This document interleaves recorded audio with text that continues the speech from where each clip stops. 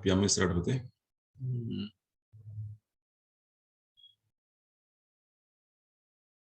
So we wrote something about this Venus. You can have a fairly slight understanding about this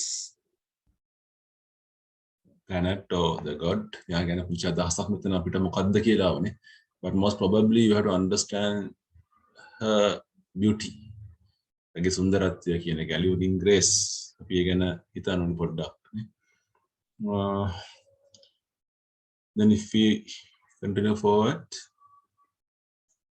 in this poem, in the first line, the poet introduces the star as a fair-haired angel of the evening, and in the next two lines, he conveys the beauty of the star, which is visible in the heavens as one solitary star before the moon or the other stars are present. So, ඔහුගේ කවියේ පළවෙනි පේලිය තුල ඔහු කරන වැඩේ තමයි කවියා අපිට ඉදිරිපත් කරනවා අපිට කියනවා මේ තරුව ඇත්තට මේක තරුවක් නෙවෙයිනේ තාරකාවක් නෙවෙයි ග්‍රහලෝකයක් but we say it as a star even star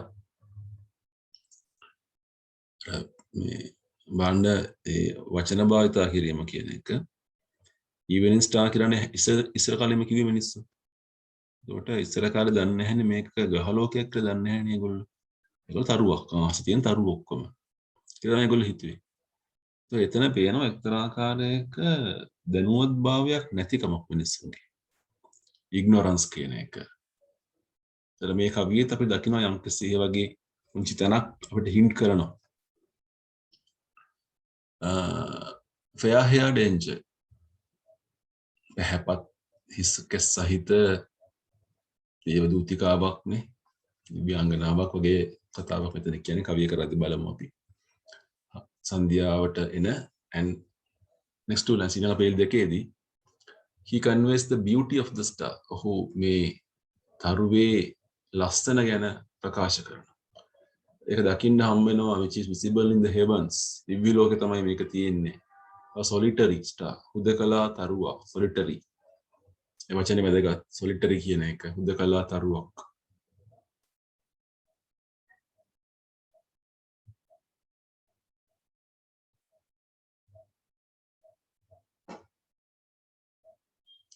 before the moon හඳ හරි වෙනත් තරුවක් හරි එන්න කලින් එයා තමයි ඉස්සෙල්ලාම එන්නේ කියන එක. Then in the fifth line පස්වෙනි පේලියේ the poet introduced the concept of Venus. Venus කියන සංකල්පය ගේන පස්වෙනි පේලියේ. මේ තමයි මේ poetic structure එක මේ තියෙන්නේ. කවියේ ආකෘතිය. ඔහු කවිය කඩලා තියෙන විදිය. පළවෙනි පේලිය ඔහු කියනවා තරුව ගැන. ඊළඟ පේලි දෙකේදී එයාගේ සුන්දරත්වය ගැන කියනවා පස්වෙනි පේලිය වෙනකොට මෙයා ගේනවා concept of Venus the Roman goddess of love beauty සුන්දරත්වය fertility සරුසාර භාවය කියන එක නේ fertile කියන්නේ සරුසාර. ඒතර තා පොයින්ට් එක ඔයගොල්ලන්ට හම්බ වෙනවනේ මේ Roman concept එකේදී මේක beauty and fertility සඵලවත් භාවයේ තාරකාව සුන්දරත්වයේ තාරකාව. මේ concept එක මෙයා ගේන පස්වෙනි පේලියේදී. The poet emphasizes the beauty of the star. කවියා තරුවේ සුන්දරත්වය යලි අවධාරණය කරනවා. And also the idea. මෙන්න මේ අදහසත් ඔහු කියනවා. The Venus facilitates love and fertility. Facilitating means giving support. අපිට පහසුවක් දෙනවා. සහයෝගයක් දෙනවා. සෙනෙහසට සරුසාර භාවයට උදව් කරන තාරකාව මේක. Her touch ඇගේ ස්පර්ශය is gentle.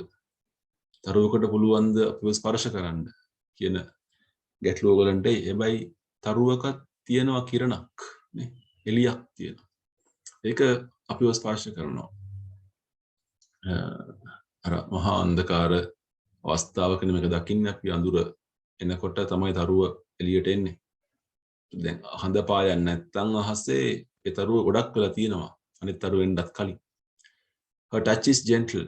ඇගේ ස්පර්ශය බොහොම මෘදු ස්පර්ශයක් and she cools and beautifies the earth and its inhabitants. අය සීතල කරනවා සුසර කරනවා මේ ලෝකය සුන්දර කරනවා පෘථිවිය තලය ඉන්හැබිටන්ස් එක මිනිස්සු එයා කරන වැඩ ඒක තමයි concept of Venus කියලා කියන්නේ. එයා කරන දේ, එයාගේ සංකල්පය, දේව සංකල්පය, එයාගේ ලක්ෂණ ටික මේ ඔක්කොම ගේනවා අර කොටසේ. එතකොට අපි second part වෙන සොනට් එකක් හැදිලා තියෙන කොටස් දෙකකින් කියන එක. ඒක පස්සේ බලමු ටෙක්නික් part එක කරනකොට. In the second part of the sonnet, sonnet එකේ දෙවෙනි කොටස, පළවෙනි කොටසෙන් තමයි ඔය වැඩේ උනේ. Second part එකෙන් the evening star is introduced as a power that protects the earth. පෘථිවිය ආරක්ෂා කරන්නා වූ බලයක් කියලා එයා හඳුන්වා දෙනවා. Evening gives way to night. සන්ධ්‍යාවෙන් පස්සේ එන්නේ රාත්‍රිය. Then the evening star is no longer seen. ඒ රාත්‍රියේ තුල ආයි පේන්නේ නැහැ, තරු ඉක්මනට බහලා යනවා. It is quite different. රාත්‍රිය අමුතුයි. It brings danger. එයා ගේන්නේ අනතුරක්. යක්ෂ බලවේග. Ferocious elements. නපුරු කුරිරු elements කොටස් dominate the night. මේ රාත්‍රියේ බලය ගන්නවා. ඊට කලින් තමයි තාරකාවෙල්ල බහලා යන්නේ. ඒතර ඒ ගැන එයා කතා කරන තාරකාවේ බල්ල යට මොකද්ද කරන්න පුළුවන් රැය එන්න කලින් කියන එක එයා කියන්නේ second part එකේ. Finally, the poet requests the goddess to protect the innocent from the evil. අවසානයේ කියන්නේ අහිංසකයව ආරක්ෂා කරන්න නේ. යක්ෂයාගෙන් ආරක්ෂා කරන්න. රාත්‍රියේ තියෙන prowling predators.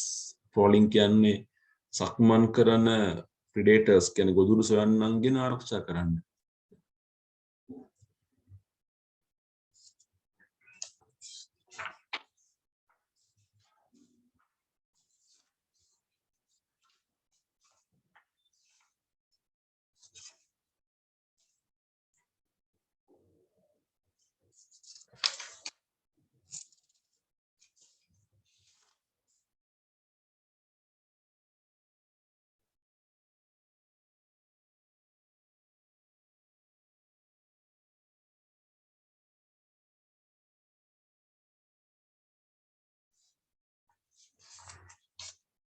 එතකොට මම හිතන්නේ අපි poetic structure එකත් හදාගෙන මම උතෝට වැඩේ ඉවරයි අපිට නේද? මේ දැන් අපි මේ කොටසෙන් කතා කරේ ඒකනේ. first part එක තමයි මේ පළවෙනි ඡේද දෙකේ තියෙන්නේ. කියන්නේ sonnet එකේ පළමු කොටසෙන් මොකද්ද එයා කරන්නේ? second part එකෙන් මොකද්ද කරන්නේ කියන එක වෙන් කරගන්න ඕගොල්ලෝ. ඒතර ඒක තමයි අපි උත්තරයට ගන්න structure එක. පළවෙනියට මෙයා තරුව කවුද කියලා හඳුන්වා දෙනවා. ඒකේ සුන්දරත්වය කතා කරනවා නේ. ඊට පස්සේ මෙයා ගේනවා රෝමන් ගොඩස් concept එක. එයාගේ සුන්දරත්වය fertility එක පෙන්නනවා. ලෝකයේ සුන්දර කරන විදිය, ලෝකයේ සීතල කරන විදිය, මිනිස්සුන්ට දෙන සුන්දරත්වය ගැන කතා කරනවා. ඒ මුල් කොටසේ first part එකේ. second part එකේ මෙයා කියන්නේ තරුවේ තියෙන බලය කියන එක. රාත්‍රියේ තියෙන බය, තරුවෙන් ලැබෙන ආරක්ෂාව ඉල්ලීමක් කරනවා, රික්වෙස්ට් එකක් කරනවා දෙවියන්ගෙන් ඒ තාරකාවේ මිනිසුන් ආරක්ෂා කරන්න කියන එක.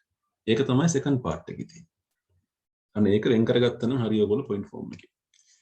විනාඩි දෙකක් තුනක් දෙන්න.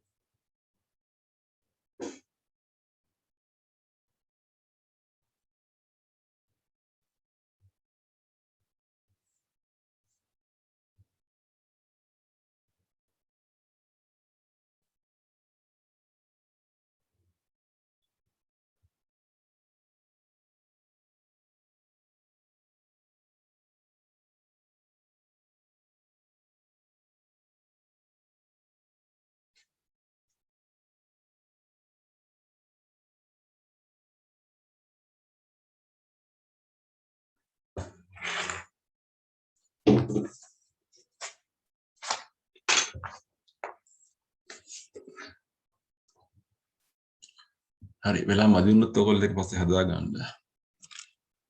අපි ඉන්සිඩන්ට් එකක් බලලා මිමු උඩට පිටු ඉවර කරන්න පුළුවන්. තවත් කවිය තේරුම් ගන්න ලේසි වෙනවා අපිට. සිද්ධිය අපි කලින් කතා කරන ඉන්සිඩන්ට් එක මොකක්ද කියලා තරුවක් දාලා ලියලා තියෙනවා. But this is something deeper. මේක පොඩ්ඩක් ගැඹුරට යන කතා බහක්. Only 3 paragraphs are there. The poet has personified the evening star. The personification කියන කතා බහ වල දාන්නවා තරුවකට පණ දෙනවා. පුද්ගල රෝපණය, පුද්ගල ලක්ෂණ humanizing කරන එක තමයි අපි personify කියන එකෙන් කරන්නේ. He takes it as a fair-haired angel of evening. සන්ධ්‍යාවේ පායපු පැහැපත් කෙස් සහිත දේවදූතිකාවක් නේ angel කෙනෙක් නේ කියලා කියන්නේ. When the sun sets on the mountain, she, the angel, puts on her crown. කැපැත්තකින් අහස ඉර බැහැලා යනකොට අනිත් පැත්තෙන් මෙයාගේ කිරුළ පේනවා අපිට crown එක. ඔළුව උස්සනකොට රජ කෙනෙක් පැලඳගෙන ඔටුන්නක තියෙන උල් කැබලි වගේ තරුවේ කොටස් අපි දකිනවා. And with much love and affection, she appears in the sky. බොහොම ආදරෙන් ලෙන්ගතුව සෙනෙහසින් එය අහසට එනවා. Smiles, එය සිනහසෙනවා. At a beloved ones, ඇගේ ආදරණීයන්ට. She shines in the evening sky and scatters. එය සන්ධ්‍යා අහසේ බැවලෙමින් scatters කියන්නේ විහිදුවා හරිනවා. Her silver dew, ඇගේ රිදී පිනි. And the flowers, මල් වල දැකදර කතාව මල් ඒ concept එක මෙතන තියෙනවා. මල් යා මල්ලට අධිපති දේවතාවි. When everyone of them shuts their eyes, හැම මලකම ඇස් වැහෙනකොට ඒ තුලට යා පිනි දානවා. Getting ready to go to sleep, මල් නිදා ගන්න යන්නේ. She lets the west wind sleep. එය ඉඩ හරිනවා පටහිරින් හමන සුළඟට නිදා ගන්න on the lake. විල මත. She speaks silently to herself. ඇයටම නිහඬව කතා කරනවා. She washes the darkness with silver. WYTH. With අඳුර යම් දුරකට පළවා හරිනවා ඇගේ රිදී පැහැයි. Soon she disappears. බොහොම ඉක්මනින් නොපෙනී යනවා. Leaving the whole world in darkness. මුළු ලෝකයම අඳුරේ ගිල්වමින්. When she is absent from the scene, ඒ දර්ශනයෙන් ඈත් වෙලා ගියාම evil forces emerge. යක්ෂ වලවේග එනවා එළියට. emerging කියන්නේ coming out කියන එක. The wolf comes out in rage. උර්කයා බොහොම වෛරයෙන් එනවා එළියට. The lion glares. සිංහයා ගර්ජනය කරමින් ගමන් කරන සක්මන් කරනවා කැලෑව තුල. The innocent flocks, මෙතන flocks කියන්නේ බැටළුවෝ. innocent අහිංසක බැටළුවෝ are covered with her sacred dew. එතකොට ඇගේ පිනි බිඳිති අර බැටළුවන්ගේ ලොම් මතට වැටිලා තියෙනවා. ඉතින් ඒකෙන් ඔවුන් ආරක්ෂා කෙරේවා කියලා තමයි මේ කවියගේ ප්‍රාර්ථනාව. Now we can go to a somewhat agricultural background here. මේක ගම countryside එක. ගමේ වැටලු ඇති කරනවා animal husbandry එක. සිය ගණන් ඉන්නවා වැටලු. යායට ඉන්නේ. ලගින්න තැනක් නැහැ. ඔහේ කොහේ හරි එළිය මහනවල තමයි ඉන්නේ. ඒකට උම ගෙනියන වෘක්ක වෙනවා. ඒ අත්දැකීම අපිට ගන්න පුළුවන් එංගලන්තේ ගම්මානයක. But you may have wondered about lions. කො සිංහයෝ. එංගලන්තේ සිංහයෝ දකින්න හම්බෙන්නේ නැහැ නේ අපිට. ඒක ඇෆ්‍රිකන් නේ. එයා මේක යුනිවර්සල් කරන්න එහෙම මේ පළල් කරන්න එහෙම එංගලන්තේ විතරක් නෙවෙයි. ලයන්ස් කිව්වම ඒක කොමන් හැමතැනටම පොදුයි කියන එක මෙතන. The poet finally requests the evening star to protect them from danger of the night and the darkness. අන්ධකාරයෙන් රාත්‍රියෙන් ඔවුන් ආරක්ෂා කරන්න කියලා තමයි ඉල්ලීමක් කරන්නේ. So it's a certain type of appeal. ඉල්ලීමක් එතන ආයෝජන අපි දකිනවා කවිය තුළ.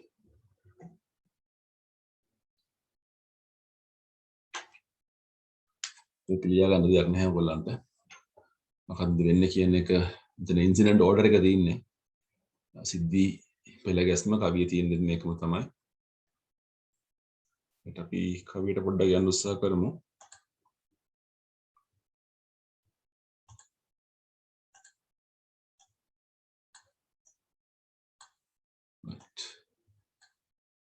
This is a poem. අපි ඉස්සෙල්ලා වචන ටික ලියා ගමු නේද මේකේ තේරුම් ගැටලුවක් වෙන වචන ටික ලියා ගත්තා නම් දැන් ගොඩක් ඔයගොල්ලන්ට පුළුවන්. THOU දව් මම මේ ඩිස්කෂන් එකට යන්න කලින් පුතේ වචන වල තේරුම් කියනවා. ඔයගොල්ලෝ එක මාක් කරගන්න. දව් කියන්නේ තෝ කියන එක. නුඹ තෝ ගරු ආමන්ත්‍රණයක් නේ දව් කියන එක. ඔබ කියන එකේ ගරු ආමන්ත්‍රණය. You කියන එක මේ කතා කරන්නේ but in old English. Thou is an old English word.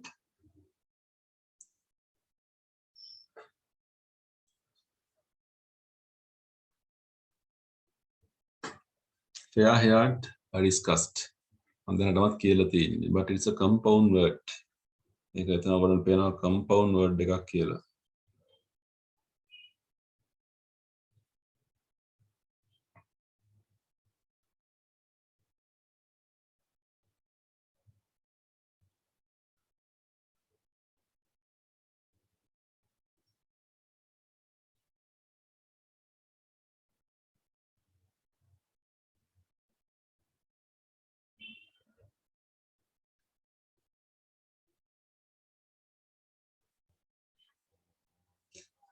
evening කතාව ගැටලුවක් නැහැ. now whilst the sun rest. whilst කියන්නේ while කියන එක. WHILE while කියන අතරතුරදී කියන එක. while the sun rests mountains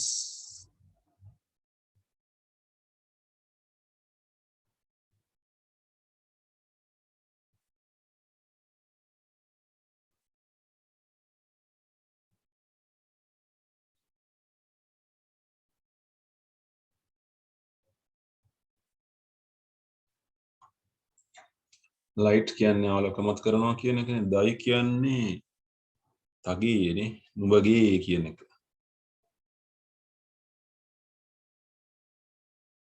නුඹගේ දයි. දයි කියන්නේ පිච්චයි කියන එක නෙමෙයි දයි. දයි කියන්නේ ඔබගේ bright torch of love. torch එකක් ගහගෙන නෙවෙයි තරු එන්නේ. torch කියන්නේ විදුලි පන්දම කියන එක නෙවෙයි ආලෝක දහරාව කියන එක. රශ්මි කදම්බය. torch of love. ආදරීය Rashmi කදම්බය.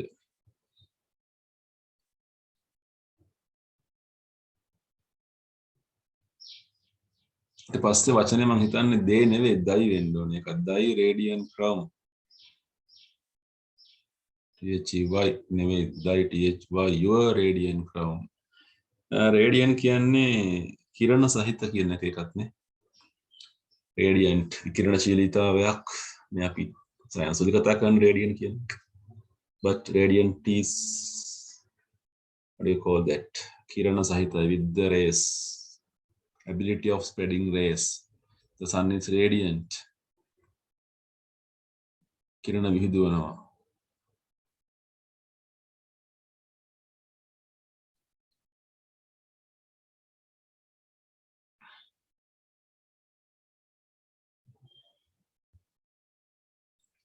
Thy radiant crown put on and smile upon our evening bed. Our, the humans, so our කියන එකකින් අපි සලකුණු කරගන්නේ අපි කියන එක. Our innocent people. Innocence, බලන්න අපි අර කතා කරපු දේ innocence මෙතන තියෙන්නේ. අහිංසකත්වය. evening bed. evening bed එක. රැට එතන evening කියලා කියන්නේ අපි සන්ධ්‍යාව නෙවෙයි. සුද්ධුන්ට evening එක කියලා කියන්නේ රෑම තමයි. රාත්‍රියට කලින් අවස්ථාව evening bed එක නිදා ගන්න දෙන වෙලාව. අපිට මේ මහරය වෙනකන් සාචර වගේ හැරලා ඉන්නේ. යා nocturnal අපි මහරය ඉන්නවා. But in that period they did not have electricity. No bulbs, nothing, only the candles and flames to light their lives. So they had to go to beds. Smile on our loves. Our loves. අපේ ආදරයන් කියන එකතර අය ආදරය ගේනවා කියන එකනේ. So this love may be anything. මානව සමාජය තුළ අපි දකින විවිධාකාරයේ සෙනෙහස් කියන ඒවා. මාතෘ ස්නේහය, පීතෘ ස්නේහය, දාරක, යෞවන ඕන දෙයක් නේ. anything. While thou drawest the blue curtains of the sky. Draws කියන එක අදිනවා කියන එක. Draws the blue curtains. නිල් පාට තිර අහසේ අදින වෙලාවේදී. Scatter thy, scatter කියන්නේ විහිදුවනවා කියන එකනේ. විහිනවා, විහිරනවා නැත්නම් විසිරුවනවා, පිනිවිදිති විහිරුවනවා නේ.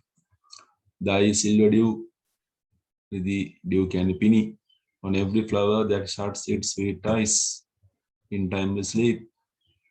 Timely කියන්නේ කලට වේලාවට. මල් වෙලාවට නිදා ගන්න යනවා. Let thy west, like you are කියන එකනේ. Let your west wind sleep on the lake. You කතා කරේ වචන. Speak silence. ඉන්දතාවය with thy glimmering eyes. Glimmering කියන්නේ බබලන කියන එකනේ. දිලිසෙන දෙනති. මොම ලාමක කියන්නේ ලොකු බබලීමක් නෙමෙයි. glimmer එකක තියෙන්නේ ටිකක් faint light එකක්. මලානික ආලෝකයක් තියෙන්නේ. ඒක unsteady. ඒක තරුවක හැඩේනේ. තරුවක හැඩේ එහෙම තමයි තරුවකින් හිදෙන ආලෝකය unsteady ගතියක් තියෙනවනේ පොඩි. ඉරක්තරන් නොවුනට. And watch the dusk. Dusk කියන්නේ darkness කියලා මෙතන ගන්න වෙන්නේ. Dusk එක කියන්නේ සාමාන්‍යයෙන් මන්දාරම සන්ධ්‍යා කාලය කියන එකනේ. dawn එක කියන්නේ අලුයම, dusk එක කියන්නේ හවස කියන එක. මන්දාරම ගොම්මන කියන එක මේ කියන්නේ. එකකින් ගම්ම්‍ය වෙන්නේ අඳුර කියන එක. with silver, soon, full soon. Dost thou withdraw. Dost කියන්නේ do කියන එක. ඉස්සර කාලේ වචන මේවා. Do you over withdraw යනවා. Then wolf rage. Rage කියන්නේ daddy වෛරය කියන එක. wolf rage wide. වෘකයන්ගේ daddy වෛරය පැතිරී යනවා. පැතිරෙනවා කියන එක. හැමතැනම. පුළුල් දඩේම යන්න පටන් ගන්නවා කියන එක. And then lions glare through the dun forest. Dan කියන්නේ අලු පාට වගේනේ. තද අලු පාට අඳුරු පැහැති done කියන එක. අඳුරු කැවෑවා. The fleece of our flocks are covered with thy sacred dew. The fleeces කියලා කියුවේ ලොම් කියන එක. The woolly covering of animals. අපි ඔක දකින්නේ බැටළුවන්ගේ. The fleeces of our flocks are covered with our nevella thy sacred dew. Protect them with thine. Thine කියන්නේ ඔබගේ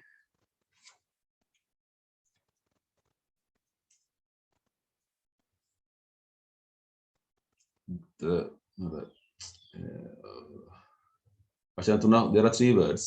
වචන තුනක් අපිට තියෙනවා.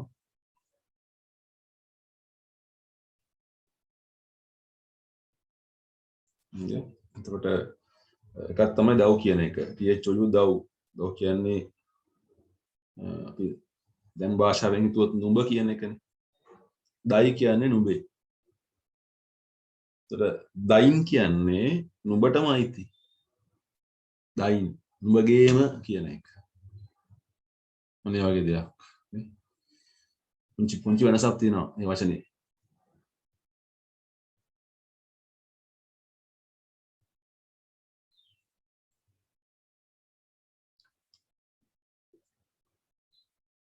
influence බලපෑම.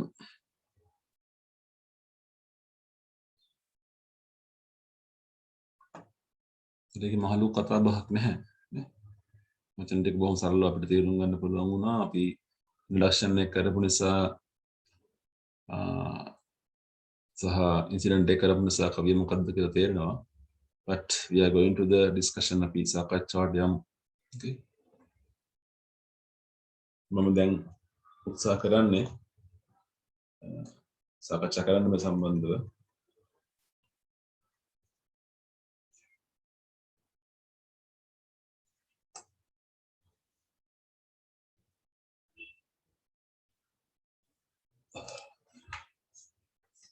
ඔයගොල්ලෝ ඩිස්කෂන් කියලා ලියා ගන්න ඕන.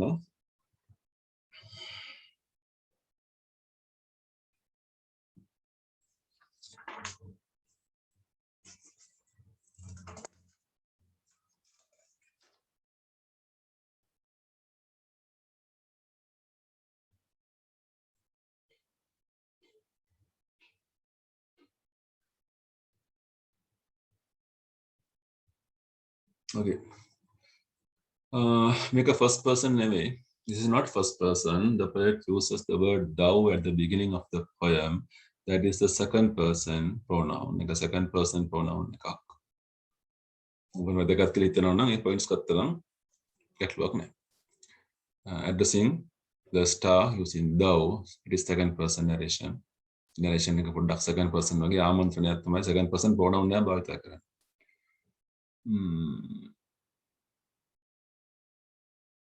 Then fair-haired angel, fair-haired epithetial quality එකක් තියෙනවා. symbolic කරනවා අපිට මේ තරුව ගැන. අපි දැනනවත් දන්නවා. මාතෘකාව නිසා evening star කියපු ගලා මාතෘකාව දාලා තින්නේ. ඒතකොට මේ කවුද කියලා අපි හඳුනාගෙන යන්නේ කවියට. Okay. Already we have the understanding because of the topic. Then the usage of fair-haired is a epithetial epithet angel. The word angel symbolizes the godly qualities. වෙන කිසිම තැනක දකින්න නැහැ වචනේ අපි sacred කියන එක ආයි ගන්නවා අපි. අවසානයේ තියෙන sacred කියලා වචනයක්. මේ වචන දෙකෙන් තමයි අපිට මේ mythological concept එක දෙන්න පුළුවන්. නැත්නම් natural. අනිත් ඔක්කොම natural නැත්තම්.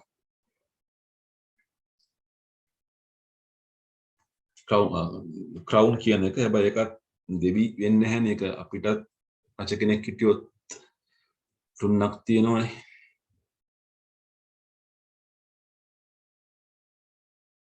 Thou fair-haired angel of the evening. time එක mention කරනවා මෙතන. ඒ යන වෙලාව evening එක සන්ධ්‍යාවේ දේවතාවිය කියලා මේ කියන්නේ. Now whilst the sun sets on the mountains, ඉර බැහැලා යන වෙලාව, sun rests චුට්ට බලන්න අච්චුපොත්වල පුතේ මේක රෙස්ට් කියලා තියන්නේ සෙට්ස් කියලා තියෙන්නේ කියලා. anyone පොඩ්ඩක් බලලා මට කියන්න එක.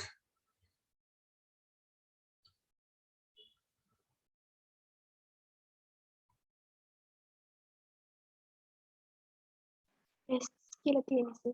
මේක හරි නේද තියෙන එක? ඔව් Right, okay. While the sun rests on the mountains, now we have a problem. How can a sun rest on mountains? කොහොමද කන්දක් උඩ ඉරක් කියන එක විවේක ගන්නෙ? The sun rests on the mountains. Now, if you are observing the sky, the sunset, ඉර බැහැලෙන එක දැක්කොත් බැලුවොත් ඔයගොල්ලෝ පේනවා එක වෙලාවක් යනවා ඉර තියෙනවා කන්ද උඩ කියන එක. ඒක විෂුවලයිස් කරනවා මෙයා. ඒක විෂුවල් ඉමේජරි එකක පුංචි මොහොතක්. ඉර කන්දක් උඩ තියෙන මොහොතක්. ඉර කන්ද උඩින් තමයි බැහැලා යන්නේ. මෙයා කියන්නේ over the mountains කියලා කියන්නේ නැහැ. While the sun sets on the mountains කියන්නේ. කඳු මත හිරු රෙස්ට් විවේක ගන්නා විට මොකද එයා ආයි දවසක එනවා. අනිත් දවසක එයා එනවනේ අපෝ. නේ? බහැලා ගියා නම් එන්නේ නැහැ. එයා මම කියන්නේ එයා විවේක ගන්නවා. එයා පොඩ්ඩක් දවසක් වැඩ කළා මහන්සියට. දවසම එළිය දීලා මහන්සි එහෙම පොඩි විවේකයක් ගන්නවා කියලා මේ කියන්නේ. Light thy bright torch of love. ආලෝකමත් කරනවා ඔබ ඔබගේ light torch. මේ bright torch එක දීප්තිමත්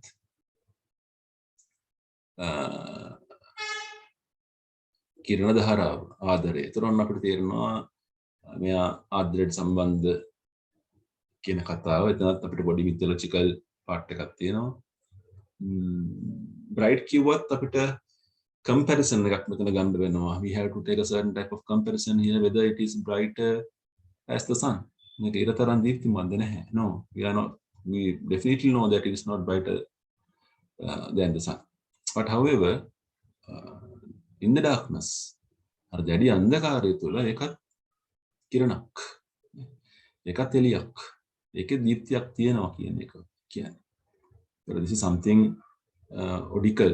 මේක අර වර්ණාත්මක ස්වරූපයෙන් ඔඩි එකක්. ඔඩි කියලා කියන්නේ වර්ණාවක් කියන අර මොකද්ද මේ අපි කරේ නයිල් කියන නයිල් එකක් නේද? ඒකත් ඒ වගේ එකක් නේ. ඒ ක්වොලිටි එක පොඩ්ඩක් දකින්න හම්බ වෙනවා මේකෙත්. මේකයි අර කිව්වේ අපි මෙයාගේ කවි කියන එක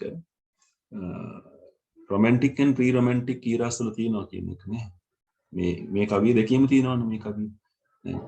තරුවකට ගුණ ගායනා කරන එක pre-romantic era එක. Talking about nature නේ. රැට එන වෘකයෝ අනේ අපේ බැටළුව ආරක්ෂා කරනු මැන. That is romantic නේ. ඇස් පියා ගන්න මල් romantic. The bright torch of love, the radiant, thy radiant crown. මට පේනවා උඹ ඔටුන්න ඔසවනවනේ. ටික ටික බලන් ඉන්නකොට පේනවා තරුව පායන විදිය. අද ගිහින් බැලුවොත් ලේඩ අද නම්බරිය බලන්න වලාකුළු හසේ. On a cloudless day you can observe exactly this thing. අවුරුදු 200කටත් පස්සේ මේක අපිට දකින්න පුළුවන් තාම. තරුව එනකොට ඉස්සෙල්ලම පේන තරුවේ ඔටුන්න එනවා නේ. ඔටුන්න එසවෙනවා පේනවා. අපිට නිකන් පේන්නේ ඇවිදගෙන එනවා වගේ තරු රජ කෙනෙක්. ක්‍රවුන් එකක්, රජිනක්. රේඩියන්ට් කිරණ විහිදෙන ඔටුන්න. ඒතර ඒකේ අර බාන කලර් එක ගෝල්ඩ් කලර්ස් බවක් දකිනවා අපි. රත්තරන් පැහැයක්. රත්තරන් පැහැනේ රිදී ඔටුන්නක් දාගෙන ඉන්නේ. Turn and smile. ඉතින් අපිට පේන සිනහව නේ. අන්න ඉස්සෙල්ලාම ඔටුන්න දැක්කා ඊට පස්සේ ඒකේ මූණ පේන්න එපා. මූණ පේන්න සිනහවක් පේන්නේ. යා hina වෙනවා පේනවා අපිට. Upon our evening bed. වැඩ ඇරිලා අම්මාට තාත්තට ගෙදර එනවා වගේ නේද? ළමයි දැකපු ගමන් පේන hinaව අනේ වගේ දෙයක්. Smile upon our evening bed. අපි ඉඳලා ගන්න නෙන්ද ලැහැත් වෙලා අපි it is time to go to sleep.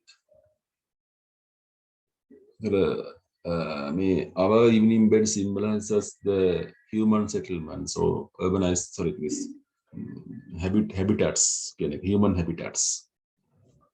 මිනිස්සුන්ට බලපෑමක් තියෙනවා අපිට ඔබව පේනවා අපි මේ අගය කරන්නේ ඔබ කියන එක මෙතන කතා කරනවා.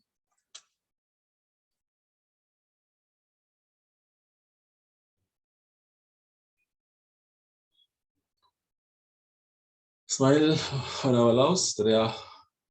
අපේ ආදරයන්ට hina වෙනවා නෙවෙයි.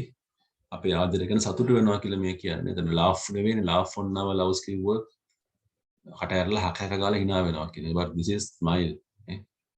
දත් පෙන්නන්න නැතුව smile කරන්න ඕනේ. When you are smiling, you are not showing your teeth.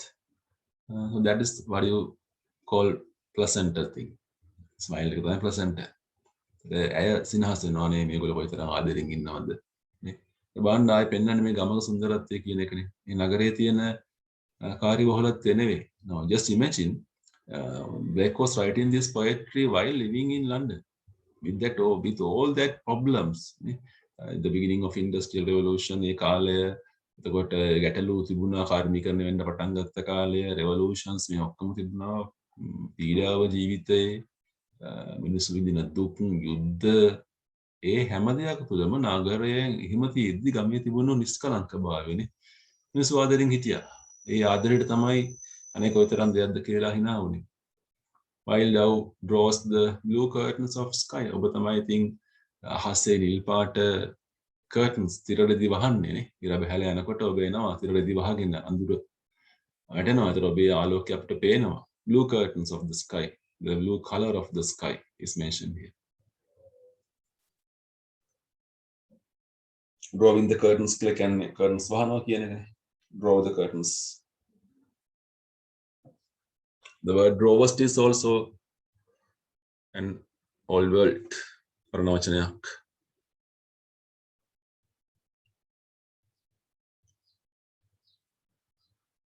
scatter thy silver dew රොබ එනකොටම පිරිමැටෙන්න පටන් ගන්නවා so these things are nature things මේ සබා දහමේ දේවල් හවසට වැටෙන පින්න කියන එක now it is not visible in our countries මේක අපේ රටවල දකින්න හැම දෙයක් නෙවෙයි in many of the countries with the seasonal differences we can see these things scattering